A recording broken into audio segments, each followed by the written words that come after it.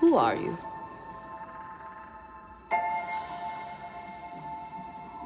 I'm no one.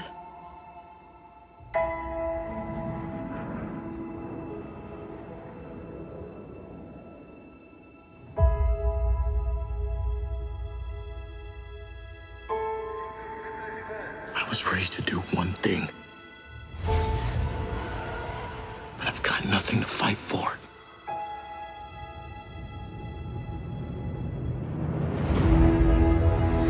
Nothing will stand in our way. I will finish what you started.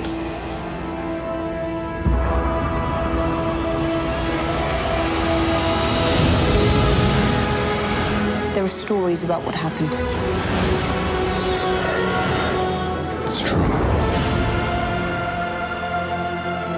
All of it.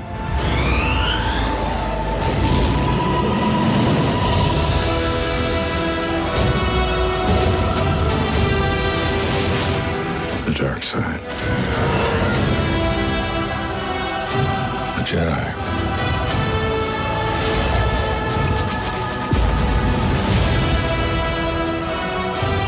They're real.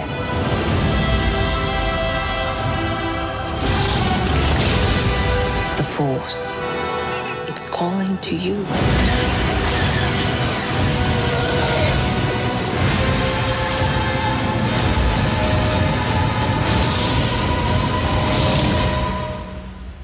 Just let it in.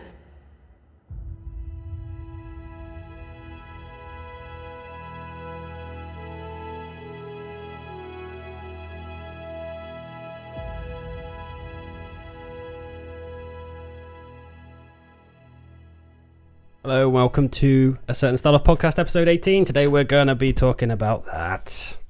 The Star Wars trailer. Yeah. I'm here with Tim Watson and Andy Coram. My name's Guy Hawkins. And what do you guys think of the trailer to Star Wars? So excited. I think it's good. It's all good. Yeah, I've been waiting for a long time to be excited about it, and suddenly, out of the blue, watched that trailer and I was like, oh, finally. Yeah. Really excited. It feels really good to be excited about Star Wars again. I'd does. totally forgotten what that feels like. Because it's been a while to have anything to get excited about. Yeah.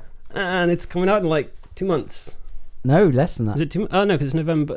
Well, yeah, a month and a half. Month And a half. And I have too many tickets. Still? Yeah. I thought you got 4 tickets. I've got 5. Ah. And I've also got the original 4 from the other cinema that I haven't got a refund for yet, but it's another story. Lots of Star Wars tickets. Cool. The important thing is I have them. Yes. That is the important thing. I can't believe it'd be difficult to get rid of them at the time. I don't know. So the cinema I've now booked them for that we're all going to has got 5 midnight screenings. So they're literally showing it in as many screens as they can get hold of copies. So I don't think tickets are actually going to be that hard to come by. Making those. Where were you going to see it originally? The Phoenix. So it's a picture house. Oh, you're cinema. not seeing it there now? Nope. You're going to the View? Yeah. Ah. Yeah. I see. Although my experience of watching The Martian has maybe put me off big cinemas forever. Oh no. It was blurry. Oh. It was blurry for it. Well, a good portion of the trailers and the start of the But film you get was that very in blurry. small cinemas. I know. I feel like the small cinemas might take more care because they only have like 1 screen or 2 screens to take care of, rather than one guy taking care of multiplex. Plus, you imagine, just one kind of expert. Yeah. Cinema. You feel like someone in a small cinema is not really getting paid a ton, so they do it because they want to do it. I could be wrong. Anyway, that's beside the point. Let's talk about Star Wars. The Falcon's on the table once again. Ooh. These are clean. It has been cleaned. Yeah, believe it or not, that has been cleaned. Did you have another one? Did you have 2? Yeah. Yeah. I can't remember. Yeah, I was trying to make a good one out of many bits, but it didn't really work out. And now I technically have 3. so yeah. Anyway, 3 Falcons. So this is the amalgamation of the best bits? No. The best one is the one I actually own back in Swindon. That's with my parents. Cool. Yeah. So, I did a reaction film to the Star Wars trailer, and I basically smiled the entire time. That's the most I've seen you smile ever. Literally genuinely smiling, not just Yeah. I'm smiling because I feel like I have to. Yeah, I know. It was good. I mean, they've all kind of done that. There've been 3 trailers so far, and I think I've liked all of them. And I don't think I can say enough how well they've promoted this film so far for people. Well, it's hit every note that I wanted it to hit for me as a Star Wars fan and where I'm at. So, well, yeah, I think J.J. Abrams is probably as a fan as much as we are, and wants to kind of he knows what all kind of trigger fans' excitement, I guess. Yeah, no, totally. How old is he? Is he J.J. Abrams? I think he's 40s. 40s. So yeah, he has been around for a while, but but he's not. He's kind of our generation ish, kind of. Yeah. Probably more mine than yours, but well, that's not. He would have seen it when it first came out, or at least he'd have seen some of them. Yeah, some of them. Well, you did. You saw Jedi. I saw Jedi. So you got to see Star Wars first time around. So I count as part of that first generation. Yeah, possibly not the best one to have seen. Jedi. It was good. I mean, I enjoyed the Ewoks, but I was only 5, so yeah. Big fluffy. But do you enjoy them now? Just imagine people seeing it for the first time with this one. How do you mean? That's got to be amazing. Like what, kids? What, who've never this seen is their first Star Wars? Yeah, I'm wondering whether it is though, because like Star Wars has never ever gone away since I think they started bringing it back for the special editions. It's literally been everywhere because it's been drilled into like kids, and kids have picked it up, and now there's loads of animated series. And obviously the prequels. So kids are very aware of what Star Wars is. So I don't think it's going to have that out of the blue like the original Star Wars did, when it was totally different to anything you'd seen before. I was in Starbucks the other day, and there was a kid there who's probably about 10 playing Star Wars Top Trumps with his grandfather. They both knew what was going on. They both knew what was going on. It was awesome. That's cool, actually. That is cool. That's really cool. I'm hoping that it's going to be a similar experience to what I had with Jurassic World, only there'll be a good film this time, where broad appeal, lots of people who genuinely know what Star Wars is, and everyone's kind of going to see it together. It's going to be good. So, hypothetically, if it wasn't a good film... Well, yeah, let's remember that there is a possibility that Star Wars could be bad again. We must not forget that. It's hard, especially with trailers like that, but we must try and remember what happened with The Phantom Menace. Yes. But there's a lot of pressure on, like, probably I'd say more pressure than the episode 1. I don't know. I think it goes up and down. I think it's got a little bit less because it doesn't have a lot to live up to based on what just came before it. But it's now got a lot to live up to because they've done such a good job of making us get excited for Star Wars again. So they should have done crapper. Yeah, they should have done no trailers. Crapper trailers. Oh, imagine if they'd done no trailers. That I don't know if I'd be more excited, because I was very wary of watching any of the trailers. I wasn't sure if I was going to watch any of them because, like I said, I wasn't really into Star Wars much anymore. And then the first trailer came out, and I was like, I don't know if I'll watch it.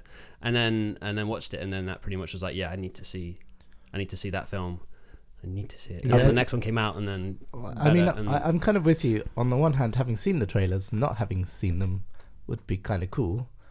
But I don't know if I'd be excited. I don't know if I'd have gone. We wouldn't be as excited as we are now. No, because they really had a lot of trust to win back, I think. Yeah. And I think we would have just gone, yeah, it'll be all right, we'll go see it. But yeah, it's getting scary. It's scary though, because it's like, for me, it's kind of got everything pretty much exactly as we don't know the story yet. We haven't really gone looking to find out what that story is. They've done a good job of kind of hiding the story. They haven't hinted a lot at what the story is at all, which is good. I kind of was worried that they'd do the thing which seems to be the thing at the moment, where you just show the whole thing. Yeah, plot. But my sort of, I guess, 10-year-old, what's the prime time when you like Star Wars? That part of me has now gone into sort of over. Yeah, that part of me has kind of gone into overdrive now, whereby what I'm seeing in the trailer, I'm starting to think, how does all this go together? Because everything I've seen in the trailer makes me go, okay, that's perfect. And now my brain's turning it into a film. Yeah. That could be bad. Yeah. That could no, be well, bad. I mean, that's only the second or maybe third time I've seen that trailer all the way through, because I'm trying to. You were reluctant to watch it the first time. Yeah. I don't want to. It didn't take you very much though. It was like, Andy, do you want to see it? No, I'm not going to watch it. Andy, do you want to see it? No, I'm okay. End of the day, Andy, do you want to see it? It's like, oh yeah, go on. But it's good. I mean, that's as I say, that's probably the second or third time I've seen it, and like I got shivers down my spine again. So that's a good sign. Sorry, Tim, going back to your hypothetical. Well, the only thing I'm slightly worried about is that all the pieces by themselves are good. Yeah. As a whole. Yeah. And particularly recently, the way that people have been introducing so many enemies and so many different characters as if that's what you need to do to keep attention. I'm just a little bit nervous that there'll be so many elements to it, all setting it up for other potentially, that they won't just have one really good, solid story that you just follow through start to end. That's where I think, to Andy's point, J.J. Abrams kind of comes in, because he was initially very reluctant to take on Star Wars. He did Star Trek reboot and said he could do a better job of doing Star Trek because he wasn't such a big fan of Star Trek. He was more a Star Wars guy, so he took what he loved about the whole space thing based on what he liked from Star Wars and brought that maybe into Star Trek, maybe subconsciously. But yeah, he did a really good job of that, and it took him a while to convince him to do Star Wars. He initially did say no, and then I'm guessing a lot of money changed hands and they gave him a lot of creative control, and that's hopefully what got him on board, is the amount of control he would have, because it's obviously owned by Disney now, and there's a lot of people who need to make a significant amount of money, and I'm sure they will, regardless if it's good or bad. But for him to be there in that and have that amount of power gives me quite a lot of confidence that the story stuff will come through, because he can do good stories. He turned Mission Impossible back into a decent franchise, for Christ's sake. So I think Star Wars should be okay. I'm quietly confident in J.J. Abrams. Yeah. No. Are you a fan of his work? I am. Okay. I am a fan, but I'm also confident that he's totally capable of it. I love Star Trek an awful lot. You're worried that it's also a business plan to expand this into lots of... Well, no, because they've got spin-offs. Well, that's a fact. Yeah. But do you think that will be part of this one, that they'll be like, we're going to have a spin-off on this character, so we need to kind of do more of his backstory or the way I see it is if you ask two fans, right, Star Wars fans, if you ask them, here's a scenario, what would you like to happen, or multiple choice, I don't think they would agree. I think people have lots of different ideas of what would work and a lot of their own preferences. Somehow everything they've released so far has basically, broadly speaking, made a lot of people very happy. They've made a lot of original Star Wars fans very happy. I don't think, and I thought they would, I don't think they've gone as far in this trailer as I thought they would. I thought they would go a little bit more story and a little bit more explosions to get the kids in. Yeah, kind of, because like everything has been aimed at us. It's been aimed at, we're going to put real stuff on screen. We're going to bring the original cast back and all that stuff. And to the regular 10-year-old who hasn't really had that much exposure to Star Wars, is like not the prequels but the original trilogy, they're going to not really be affected by that trailer as much. And I'm really glad that they've done that more emotional trailer. But yeah, very surprised they haven't gone Hollywood. I don't think that matters for 10-year-olds, because parents will take their 10-year-olds to go see it. Yeah, it's maybe the 16, 18-year-olds or something like that. Maybe they wouldn't quite get it. I don't know. I mean, maybe that's why they did it. I mean, Star Wars has enough. They could have put like a blank screen that just said Star Wars, which they did for like the very first trailer of A New Hope. They could have just done that, and people would have gone like, "Yeah, I'm excited," because there would have been some music, and the music's really important because they've brought that back, and that's a good call. John Williams is doing music again, so everybody's happy with that. They could have just like done. They could have done a lot less, and probably would have got the same amount of excitement. Maybe not, but they would have got a lot. Yeah. But I think you're right. The earlier sort of teaser trailers were probably they had the balance quite good, because they had the cute, the robot, and there was sort of like that sort of actiony sort of focus. And I don't think the new one has that much focus on you only see Han Solo. Chewie's in that one as well. Yeah.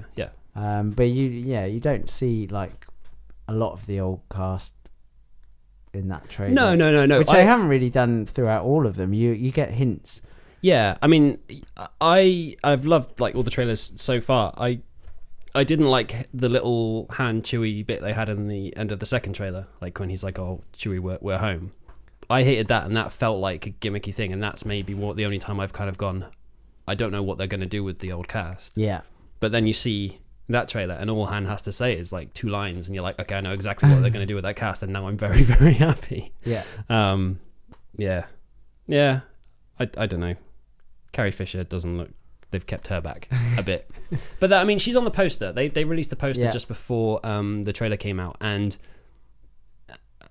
maybe there's more to read into that than there is in the trailer in terms of the overall story, because you can see stuff in that is obviously, it reminds you an awful lot of the original trilogy and that original trilogy storyline, and maybe they're just trying to stick very closely to that, like trying to go, okay, it's a more homage to Star Wars, whereby you end up doing that reboot that's a sequel.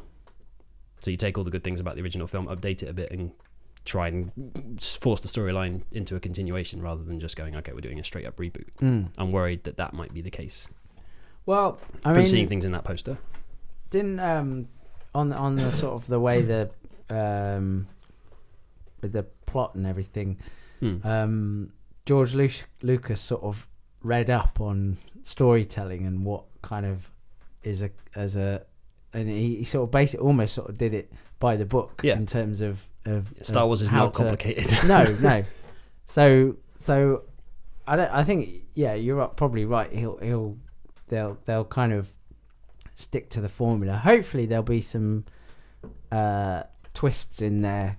Well, J.J. Abrams loves doing a twist. Yeah. So again, going back to him, it's like if he's got, I do genuinely think he was given an awful lot of things that would have made him happy to get him to do it. And one of those things being like having that control and going, okay, I can do you Star Wars, and I can do you with all the sort of beats that George Lucas hit, and then kind of like wizard, princess, farm boy kind of thing. But then I'm also going to do this, and that's what's going to continue everything going forward. And they went, okay, cool. So we may get that film, and maybe 3/4 of the way through, it just sort of clicks and turns into the J.J. Abrams film. And I think that'd be cool, because it does have to set up more films. Yeah. So it's got to have that going for it. So I think he'll twist it in a nice way, even if we feel like we're getting seen this, and then suddenly it goes, oh, I was not prepared for that. I think that might be the case for this film. I'm hoping the twists aren't. I'm going to be able to have. I think I'm gonna have to have a media blackout between the film coming out and me watching. Yeah, you've got a slight problem, haven't you, Andy? We know somebody with a spare ticket for a midnight. Yeah, I could sell you 4. I could lie to my sister. I've told you that, and she doesn't listen to the podcast because no one listens to the podcast. Can't you get your sister to go on the midnight showing? What, come over? Yeah. How many spare tickets have you got? Yeah, but not to the same one, cinema. No. Well, not the same as us, but 4 tickets. Cinema is not the big social experience that everyone thinks it is. I think this one might be afterwards, but during the film, you're shut up. Sit down, shut up, watch the film. So it doesn't matter. I think you're going to the wrong showing if you want that. There's going to be lots of weeping and cheering. I'm also okay with that. I'm okay with that because I think there'll be enough people in there who will do that initial thing, but they'll still they won't do the initial. There's way too much respect. Like, the whole thing. Yeah. You can dress up. Touchwood. No, I'm not going to dress up. There's going to be people dressed up. Last one I went to see Revenge of the Sith, and there were 2 guys dressed as like Obi-Wan and Darth Vader, and they had a little amateur lightsaber fight.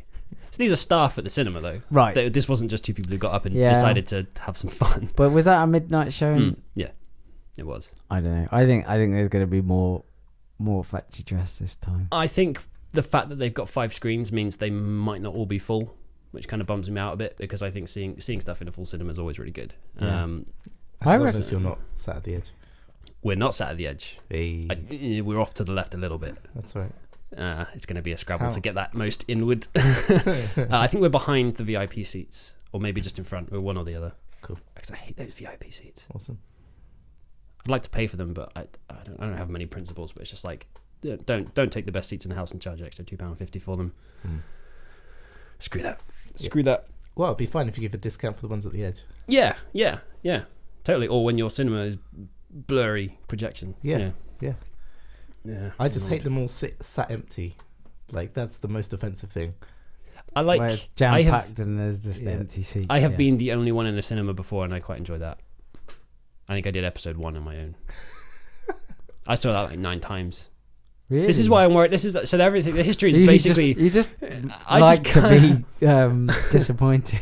No. Like, So this time is gonna be good. no. So I like the 9th time is I'm gonna enjoy.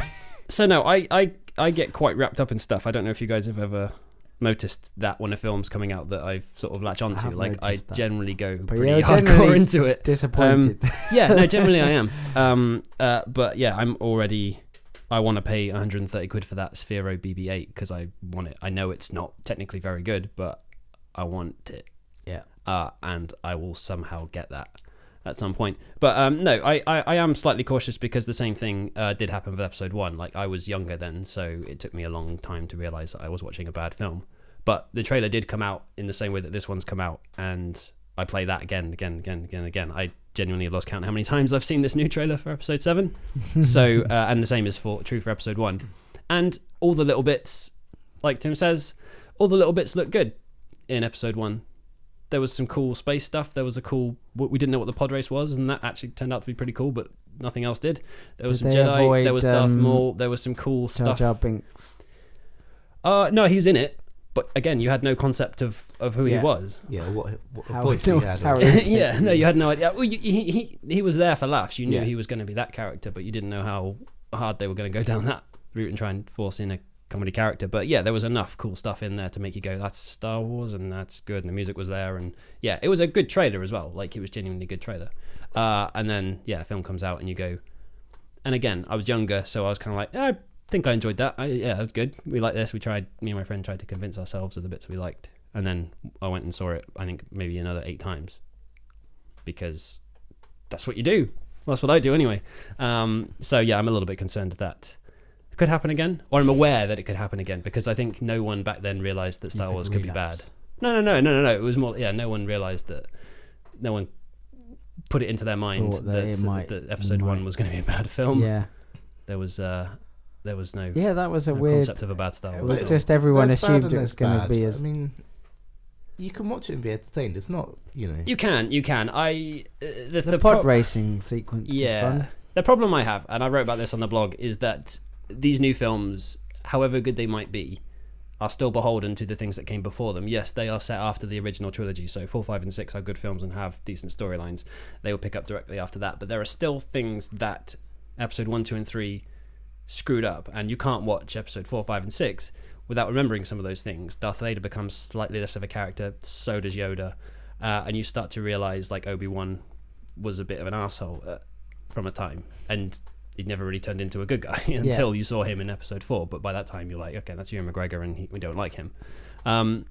So these films could be really good, but they're still going to be affected by that. So that worries me a little bit. It's like, how much do they link to the past? Because if there's a shot of Darth Vader's burnt helmet that the bad guy, I think Kylo Ren, is collecting stuff. But I don't like Darth Vader anymore. He is no longer the ambiguous bad guy that he once was. He is now Hayden Christensen, and however he was written. Brat. Well, not spoiled. The spoiled brat's fine. It's just it's not even his Margie acting ability. teenager. It's not even his acting ability. It's nothing like that. It's just the very forced, quick nature of the way he turned to the dark side. It's like, I like that being ambiguous. Episode 3 went, killed some kids, and he did that for no real good reason. Yeah. And I didn't really believe his relationship with Padme, so you're like, okay, there's no reason he should be doing these things. Yeah. And then suddenly he's Darth Vader, and he has the suit and everything, and you're like, ah. Yeah. So bringing weight back to Darth Vader in this film could damage it slightly, so they have to be very careful of that, and that's something that, I don't know how they sidestep I'm it. hoping that he'll barely get a mention. Vader. I hope He's so. in it. I feel like it's all going to be very... I mean, Star Wars has always been family-based. Since, like, Empire Strikes Back, it's always been, right, that's the Skywalker family. Since that film, it's all been centered around them. You didn't realise in A New Hope that they were a family, but they were. And now, some of these new, younger characters coming in, there is going to be some family relationships going on there. There's obviously Luke that we haven't seen yet. He's going to be possibly related to people. Who knows? Like, I genuinely don't know, but they're going to have to link those characters in somehow to the new cast. I think it would be odd if there was no family connection there. So you're always going to have that Skywalker lineage that's going to go back to Darth Vader. And Luke has to be fucking awesome to get around that. Because if Luke's not awesome, then all you're going to go is just like he's going to be doing... Yeah, you think of Darth Vader. But if Luke is this cool character, they can hopefully go and revolve everything around him instead of Darth Vader, which is where it was in the original trilogy. So that would be cool. Yeah. See, it's already started going in my head. Yeah. And I might... Well, I've... Stop this. Yeah, no, I've been I might be disappointed. trying to like, not sort of second guess what's in the story. I've tried. I'm failing. So I read a little while ago about BB-8 or whatever, and do you guys like BB-8? I really like BB-8. I think they, as a sort of cutesy robot that's not. I was initially scared. Yeah. But now he's cool. Yeah, especially now that I know that because in that teaser trailer before this one where you see him bouncing along the sand, I thought that was CGI, and I was like, man, they've gone. Because it probably is, Andy. Well, possibly. Yeah, but no, let's reading was. Yeah, let's talk about that for a bit. 5 different versions, yeah, and they all had different capabilities. But I don't think, to my knowledge, any of the ones that they used on set could do everything that this remote control one can do. So I think that came after, actually, working out a way to combine all those things together. Well, so they were learning as they went and built these like models for the film, and then went, they okay, did have one that could have like a head that balanced on top, and then combine them but together. they couldn't like get it to turn on the spot at the same time, for example. Yeah. And another quite interesting thing I thought was that they spent they literally had like a soundstage for 2 weeks where they basically were just messing around with the remote controls to try and work out how to convey certain emotions. And so they basically built up this shot list of like what motions you do to give what kind of gestures and emotions. Very good. And they did that before they showed JJ. So basically, as a big ass punt. Yeah, at that point they were like, God, I hope he likes it. Yeah. So they hadn't shown him the robot at all. No, he hadn't seen anything really, basically. And the first comment that like this guy who's writing about it said is that he heard JJ say to someone else, "Oh, that's a relief," and like that was obviously the point at which it was like, okay, we can do this practically. Yeah. Like, yeah, he sketched this out on a napkin, and I think someone said like, "Oh, maybe we can actually make this," and I think it was like, really? Yeah. And then they went away and sort of did it, and I remember hearing about that when it first came around. I was like, I'm pretty sure that's not physically possible, or if it is, it's going to be clunky as hell. And then someone showed me a film, and it was it being very clunky. And then they did the Star Wars Celebration Expo, which they do every year to celebrate Star Wars. And then he rolled out on stage, and it was really good. But they still have the multiple ones, I think. They have like slow moving, they have more head movement, they have relative speed. They have, like, certainly not like there is in that body. No. As well. Yes. For close-ups and stuff. Like that. But I mean, we looked at the trailer closely the other day, and we saw a cool little thing. And regardless of whether this is real or animated, it's like there's the shot I think where that was probably real. But it looks. So this is the thing. It looks. I real. think they're going to make a real. big point. Have you seen this? Of making stuff as much of it real as they can, because I think, you know, even if it looks a bit CGI, I think if they can do it. Yeah, there is nothing wrong with doing a CG version of something that you see physically at some point in the film. So they've totally that's exactly. fine. The fact that they've built one, two of them have stabilizers on as well. So if they get rid of the stabilizers, exactly, you can, like, even if it's shot for real, but they've removed stuff or kind of added stuff. So we'll let this roll round. Just show it to Andy because I know the bit you're talking about. So we're just gonna watch a bit of the trailer here. So you'll see it. Is this the walkie thing? Yeah. So I that's the first. I didn't spot that in the previous one. Yeah. So I was trying to work out. No, it's cool. It's BB-8 walking next to Han and Rey. Oh no, I thought this was the big thing with legs. Yeah, it is. Right. But we're not looking at that. and actually look purposefully away from that. Well, look at what So BB-8 does. yeah, watch BB-8 roll through this scene. He's right at the bottom and he is clipped, but yeah, watch how he reacts to the. You see that? Yeah. So let's play that again.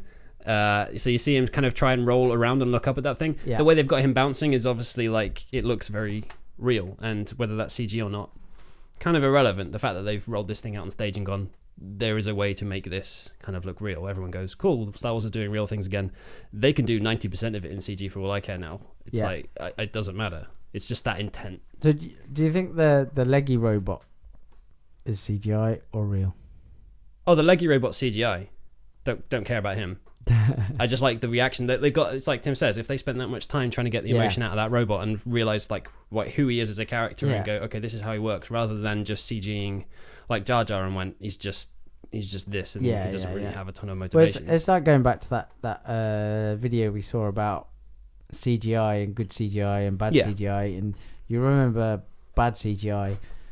You forgive some bad CGI if it's a good film, but I think if you get a character and he feels real, then you can get away with. And I think the fact that you know that some of it's real, you're not going to be questioning.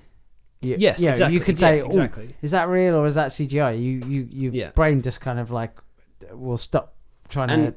Yeah, and they've done a very smart thing. They've gone with a very simple object. Like they've basically gone with a ball with a head, which is something that like it's not like a robot with many arms and legs that you have no idea how that works. But that's actually what they were really concerned about, was actually being able to express all the things that it needed to express. Oh, they've done it. They succeeded, but I think. But I think it's good it's that deceptively simple, right? It's something we're not necessarily familiar with as well, which is also another thing that kind of breaks CGI sometimes, is if it's trying to be something that we really know. We know very quickly when it's not. I mean, despite me saying that, despite me reading that, obviously it's not a massive stretch away from R2-D2. No. It actually has additional. Hasn't directions. got Warwick Davis in it. It's got, actually, no, he wasn't in R2-D2. No, it was Kenny Baker. Oh, Kenny Baker, that's it. No, Warwick was wicked. I met him. Kenny Baker? No, I met Warwick Davis. Got a signature. I've seen him in pantomime. What was he? Guess. It was Snow White and the Seven Dwarfs. Was he all of the dwarfs? He was one of them. His wife was another one. That would be a really cool performance if you could get like one small guy to do all the dwarfs all in one go, and like one at a time. Or you could do one at one of those chain things where they have a rod.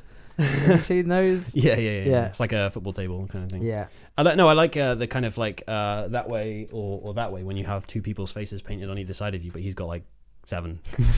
It's just like a little incremental turn every time, and he's somebody else. That could, through clever lighting and good performance, I think that could work. On stage, I don't think it works. 7, I think, pushing it. Nah, 7's fine. It's all done with mirrors. I did think BB-8 looked a bit uncomfortable or not quite secure when he was in the X-Wing. Though there's a shot in the trailer when he's in the X-Wing, and I don't think he fits in quite as well as R2-D2 does in that. It's like he might just fall out. I was going to say, how do they stop his head getting like flying off? Well, how did they stop anything flying off? Well, no. R2-D2's nice and solidly. But there's no. Mike. He got shot though. Like, got shot a couple times. Yeah. There's no like air resistance, right? No, it's true. It's just. Well, there is in. It is when you're taking off. Yeah, when they're in planet, when they're in atmosphere, and it's like.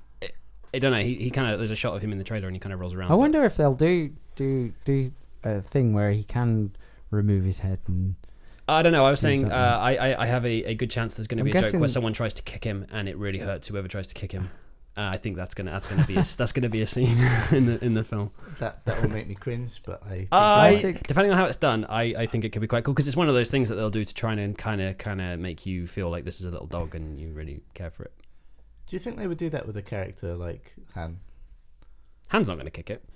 No, Han's Han's a nice old guy now. Yeah, Han's come around to like granddad. Yeah, to things. He's like granddad. What? I think that would be kind of nice actually if he was still a little bit of an asshole.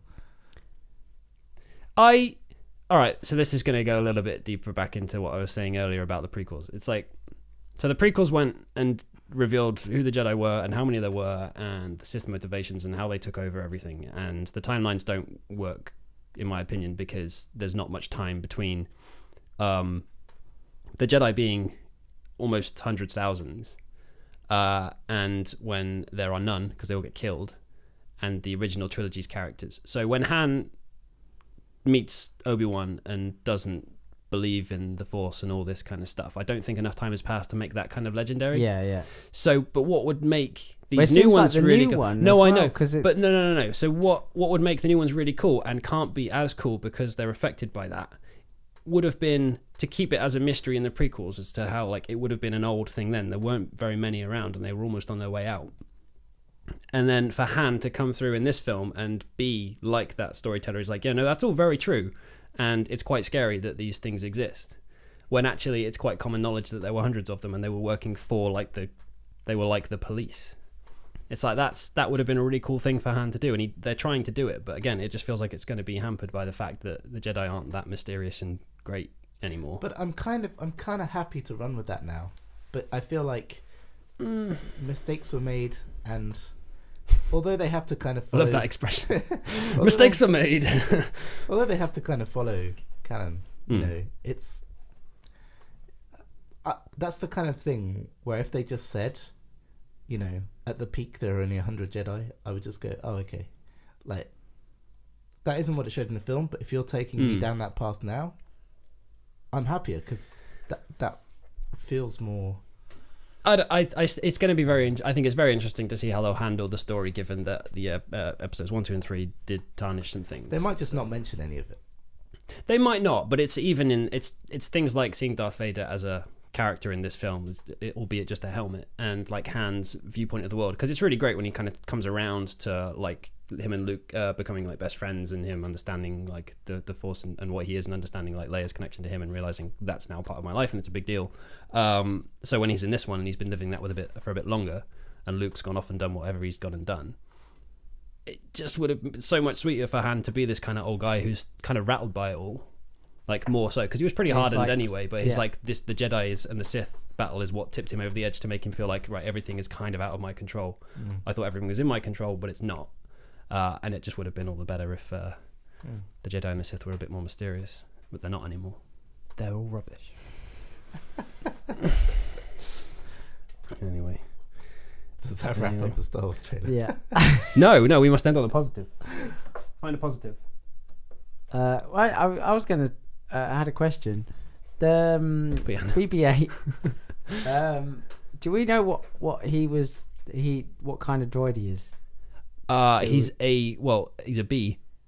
He's a B. If R2D2 is an R2 unit, then he's a B. I can't a even... B unit. R2 units, so that were they sort of general maintenance and kind of lots of interfacing with computers and stuff. Yeah. So, but they were used for combat and stuff. But whereas BB-8, he seems a lot more designed for being mobile and so he seems to have a different.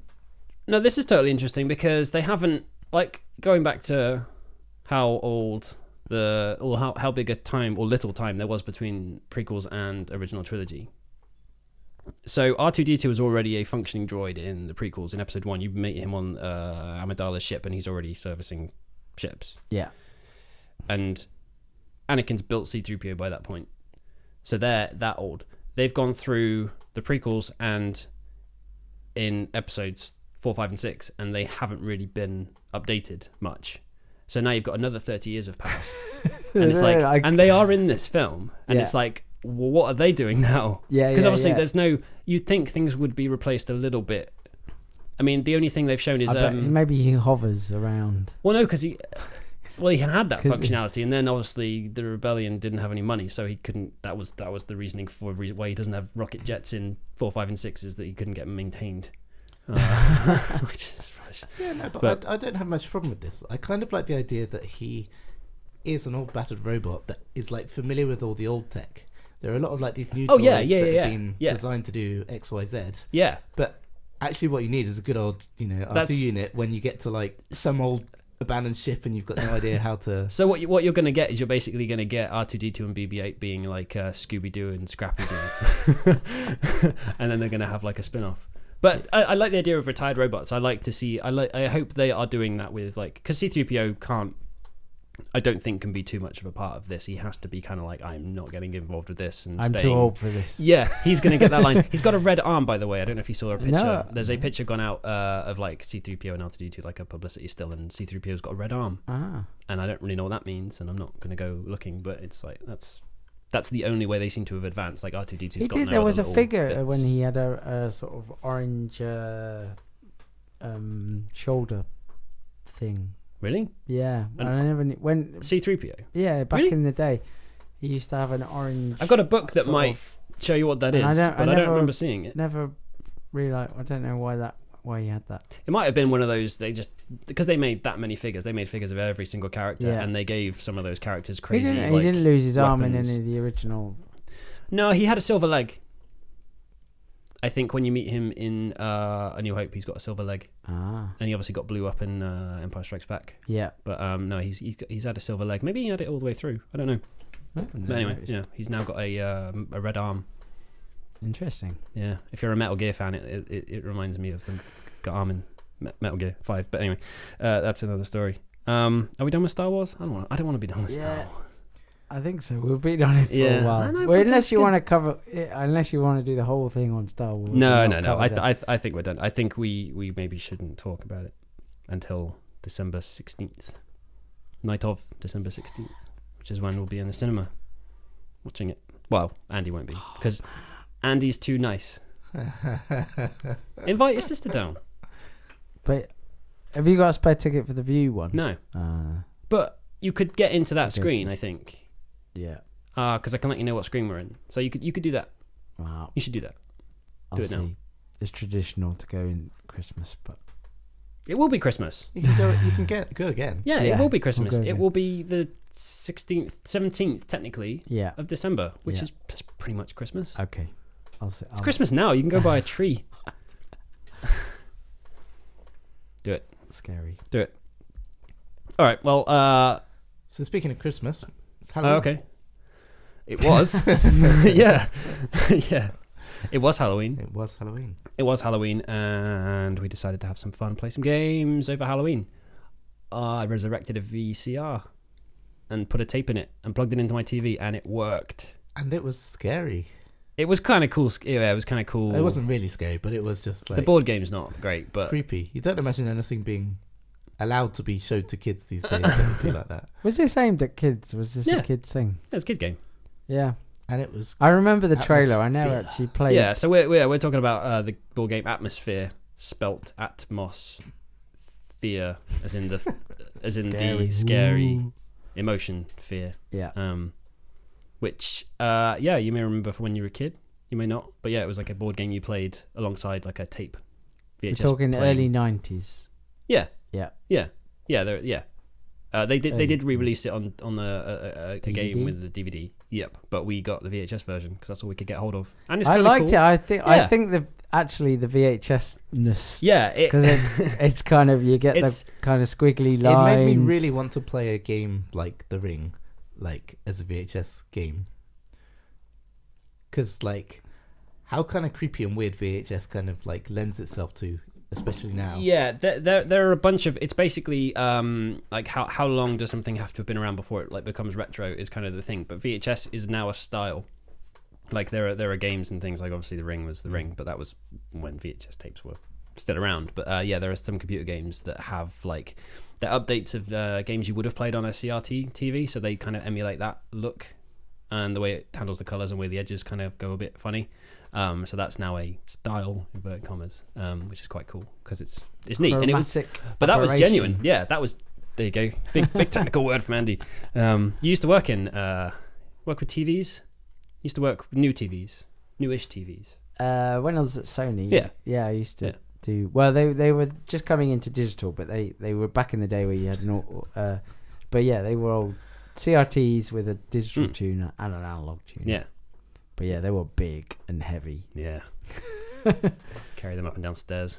Yeah. Ours is back. You still got it? Yeah. Your Tim, what? Tim's house still has one of the TVs that I worked on. Really? Old CRTV. Yeah, it's a CRT, Sony. It's the same model as I worked on. So I did the menu. I programmed the menu for Tim's TV, and it's still going. And the kind of it's a bit. It's not your bit. It's the sound cuts out. Okay, yeah, I didn't do the sound Once or twice. As long as the digital setup menu's still working. I think so. Yeah, that's good. And the auto tune. Don't need to go there very often. No. Go to the favourites. Okay. In the digital.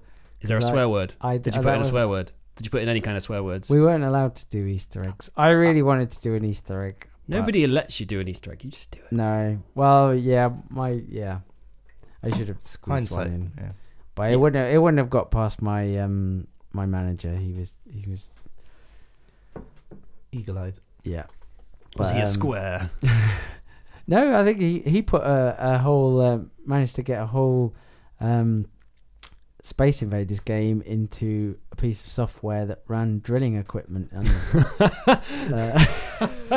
possibly the drill that dug the Channel Tunnel. I can't remember, but yeah, they've managed to get a whole. That's like the guy who put. That's like the guy who put Doom on a printer. You know the little screens you get on printers. Someone put Doom through that. I saw somebody post a video of them playing Doom on their MP3 player. Cool. Which only had like three three bands of like LEDs that were different colours. Somehow it kind of worked. People are far too smart and apply themselves in all the wrong places. Yeah, I wasn't smart enough to be able to implant a. I don't think. I think maybe common sense kicked in and went, "This is maybe not worth my time." I didn't really enjoy my job enough to want to even inject that much fun into it. Well, it's still. I don't know. It's a cool effect. I liked. We played this game and the VHS kind of plays in the background. You just set it running. It's an hour-long video of basically it's a clock most of the time, and then every now and again, some guy who looks a bit like the Emperor but with a green light shined in his face comes up and says some stuff, and he's Australian as well. He's slightly camp. He's slightly camp. Really? Slightly camp. I thought so. He's like, I didn't get that. No. He's Australian, so I guess the percentages are there. But was that an Australian accent? Yeah, I think so. It was definitely Australian. It was or an New accent. Zealand. No, I thought it was more like Eastern European or something like. What? We'll go and we've still got the box, so we'll go and check. Oh, I can't. Would it sound Australian to you? I think it was Oz. Yeah. Oh. Because the guy who did the tutorial, which is at the end, not the beginning. Yeah, that was Australian. We could have done with that. I think. Wasn't helpful. No, I think going into it and just fumbling around was probably more fun. Yeah. It was not a great game, but it was fun watching the tape and the tape working and seeing this creepy guy, because it was a popular game when we were kids. It was like, oh, that's the game where you play with a tape, and it's like this is a whole new kind of thing. It's not just a board game. It's this game that it's an experiential game. It goes like it's not just a game. It's the tape and it's someone randomly telling you what to do that affects the game. It's neat. Yeah, no, it's a good idea, and people. Is there any board games that have a sort of computer game aspect? I want to say Jumanji, but it's not a computer game. No, it's also not real. But what kind of computer game aspect do you mean? So if you imagine Atmosphere, but rather than having a VHS, you had a computer interface. So the bulk of the game is actually still board game focused, but then you had some computer element to Scrabble? it. I don't know. Scrabble. There's a good idea. You play with tiles on your phone. If you had a board game with where you had maybe you used your phone. I think and stuff. Yeah. Scrabble. Maybe there's room to do some kind of idea of what's going on. Well, we played a game that was similar. Yeah, well, that's it. Yeah. That's kind of like not to force it in, but it's that kind of is that game. We played Keep Talking and Nobody Explodes. This was a lot more fun. Which was a lot more fun. Yeah. We were going to put a film out for this because we filmed ourselves playing it because it's kind of funny. But basically, you have two screens, and this was originally an Oculus game. So this was originally a VR headset because obviously. Well, not obviously. You have one person facing a computer screen, and you have however many people you want reading a piece of paper. Essentially, the game comes with a manual because nothing comes with manuals anymore. You go and print out this manual, and it tells you how to defuse bombs. And the person on the computer screen is looking at the bomb, but they don't know what's in the manual, and the guys looking at the manual can't see the screen. So it's a communication game whereby you have to be very clear and explain what you can see so other people can understand it and decipher these clues in the puzzle, and tell that person how to solve the puzzle, like cut a wire, or press this and press that, or don't do this and don't do that. And yeah, it's pretty cool. It's pretty cool. Yeah, no, I think it worked really well. Yeah. When we struggled to, like, we were in the same room, so it was easy to forget sometimes and try and look over your shoulder or whatever, just because the person you were talking to is behind you, so you naturally do it. So when you're in the Oculus and the headset's on, you could literally be facing them and have the same experience. And I think that's quite cool because it's quite immersive, and it works. I think it works better when you try and get tension into it, because you're defusing a bomb. Like, we were in a room, it was brightly lit, and we didn't have much sound on, so it never felt like there was much peril. But when you've got that headset on, you're isolated and removed from the world. Yeah, you'd be much more into it. Alarm clock going and you've got the alarm clock going off. Yeah, and then the lights turn off, and you can't see anything, and everyone's asking you questions, and you can't reply because you can't see anything. But yeah, it's little things like that. Like I don't like board games, but I like that. Yeah. I think that's a really cool game. It's a neat game. I like, because Tim, you're trying to find the solution to the multiplayer problem, and that's a game that requires one screen. It doesn't require people to have multiple screens. It just requires one. No, it requires you to print off a manual, and it requires you to who's got a printer nowadays? set aside kind of almost serious time. It's a bit hard to sort of just casually just pick it up. Like, I'd love to have another game now, but it's hard to just be like, let's just play a game a bit now. Space Team is close. We'll move on to that. Space Team is a mobile based game where you just shout nonsense at each other. But again, it's based on communication, and it is, and it's very engaging. I think both games, computer games quite often just involve looking at a screen and pressing buttons, and there's not a huge amount of these become great party games because, like, not everyone is affluent with, like, a keyboard or a gamepad. So when you kind of want people to come over and play games, it's like, well, let's play on the computer, and they're like, I don't play computer games. But this is not that. This is anyone who's got a mobile phone and can speak. This is social gaming. Yeah. If that term hadn't already been hijacked by Facebook. Yeah. Well, I guess it's a bit like the Wii. The Wii's also quite good for that. It's slightly easier to understand. You're not having to. There's not so much hand-eye coordination involved. The Wii didn't really have that much hand-eye coordination. No. You could cheat it quite a lot. Yeah. But no, do you want to explain how the Space Team? I don't know. I did a pretty crappy job of explaining. Keep talking. Nobody explodes. So maybe one of you guys take Space Team. Or do you want to go back to that?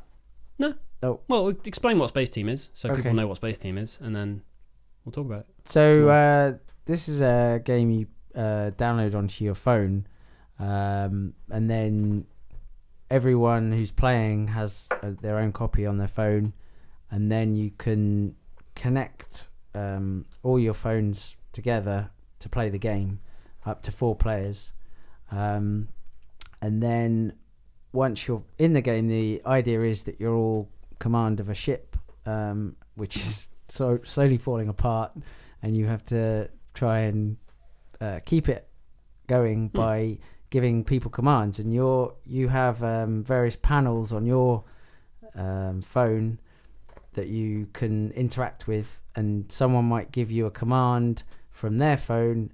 They don't know who has that panel. It could be them, it could be someone else, and then you have to react to that command.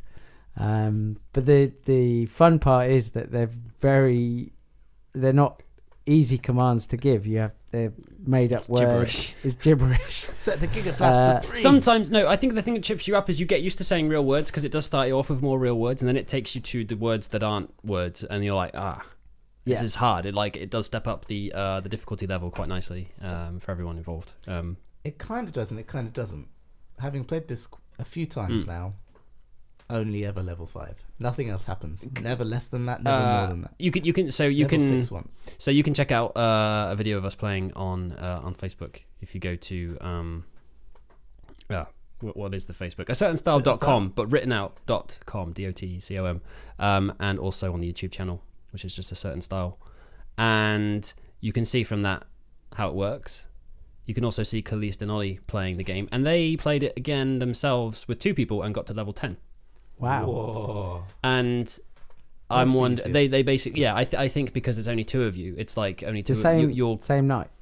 I think they did it on Sunday. Right. I got a text message and an image, and like it just was a screen grab of them, a Khalees phone which says level 10. But I think because only the corresponding panel is only going to be on one person's thing. It makes it a lot is easier. It's like it's either you or it's yourself, and you know if it's yours. So yeah, it is necessarily a lot simpler. Yeah, but no, it's a cool game. It's the first game I've played where it's a mobile sort of multiplayer. Yeah, it is. It's like Tim saying, the ability to not need anything except everyone's got a phone. Yeah, and to be able to create a game that pretty much anyone can play is really useful. Because there are a lot of games that people can pick up, like we were saying about the Wii, but you've got to have a Wii, and you've got to then suddenly explain how the Wii works. Whereas this is a game where you go, just download this. Yeah. And you don't need to tell anyone how it works. You guys are quite receptive, but like, nevertheless, when I first said, I want to show you this game. Yeah. I mean, it's just one of those things that you're just like, I don't like change, Tim. Don't want to. I don't like change. No, not you, but like, me too. It's one of those things that you're just a bit resistant to because I don't want to learn something right now, or like, Well, that's why we did. But actually, you try it and it's. Well, that's why we filmed, because I like watching people play games because I don't have time to play games myself. So us filming ourselves play that game will hopefully allow people to understand, like, that know us. Will hopefully watch that more than strangers. Hopefully. And they will look at it and go, yeah, hi Graham. And they'll look at it and go, okay, I understand that game now, let's go and play that game.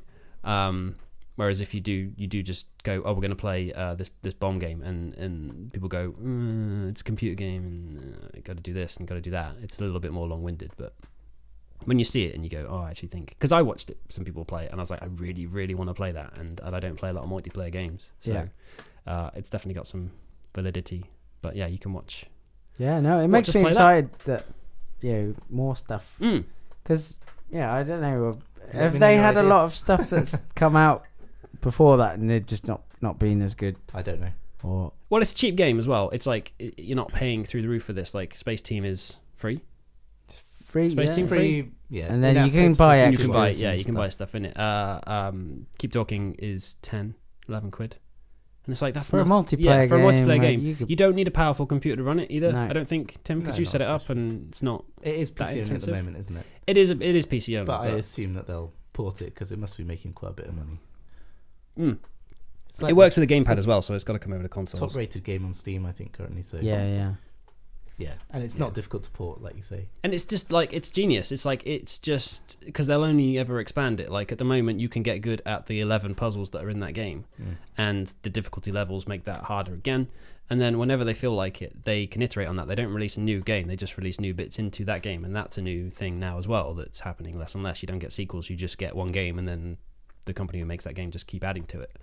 So all you got to do is print off the correct manual, and you can keep playing for as long as they keep updating it. That's really good. Yeah, that's really good. Well, I'm hoping there'll be more like taking similar ideas, not bomb disposal, but kind of, and bring out other games like that, because I think that'd be exciting. Yeah, cool. All right. Well, we actually have some stuff coming up, which we can talk about. I think we're going to make some short films this month. Yeah. We're going to make some short films this month. We're going to try and make 3 in November, which is going to kind of be fun. So we're making 3 sci-fi shorts this month, and we each get a weekend, and we each get to make a film. And we're doing that, so you can look out for that coming very soon. You can look out for the video of us playing Keep Talking and Nobody Explodes, which will be up probably after this goes up, which is Wednesday, Thursday, depending on how the week goes. And That's it. Then it's Star Wars. Then it's Star Wars. Then it's basically Star Wars on Christmas. Yep. Duh, it's gonna be good. It's gonna be a good Christmas, isn't it? Yeah. Isn't it? I want you to be filmed whilst you're watching the film. It's illegal. Can you I know. can you Get thrown out. Strap a Maybe GoPro afterwards. to your head? Oh no, we definitely need to do pointing- the reaction afterwards. I think will be priceless. You could strap a GoPro to your head facing you. Facing in, we all could. We'd all get kicked out though, and then we wouldn't see Star Wars, and that would be the worst thing. We'd have to yeah. wait. We'd literally have to just wait in the car until like 9:30 rolls Although around, would which is you the next screening. If you were going to film a film, you wouldn't film it with a GoPro. I don't know. If you wanted to watch Star Wars, would you be wearing a GoPro on your head? Yeah. I'm not sure. It was a good film, but there was this thing in the way. Oh, that's a funny thing about The Martian. Have you guys seen The Martian? Sponsored by GoPro. GoPro, yeah, all the little mini cameras that they have are GoPros. Oh yeah, no, I it's like spotted that. it's like yeah. GoPro sponsored space travel, like videoing. It's like Jesus. I don't think those things work in space.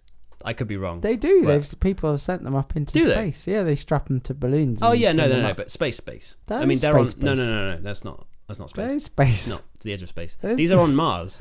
Yeah, but there's are on probably Mars. more atmosphere on Mars than there is on the edge of space. I don't I don't think know. they know for sure what they work on Mars, but they're pretty. Nobody They're knows. pretty hardy things, aren't they? They are. Anyway, that was a. Everyone criticizes Bond for its shameless promotion of products within it, and no one's picked up on the GoPro thing. No, That means it wasn't. I as shameless. noticed. It's quite shameless. Yeah, but It's quite shameless. I did spot the GoPros. yeah.